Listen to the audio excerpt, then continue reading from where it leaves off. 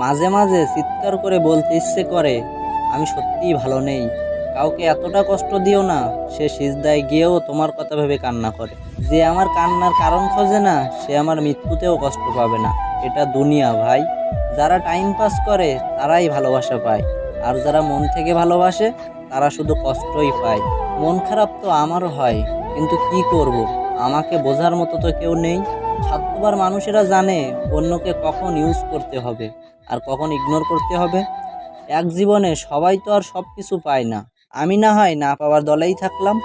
সময়, ধন্যবাদ তোমাকে কিছু পরিচিত মানুষের অপরিচিত চেহারা দেখানোর জন্য।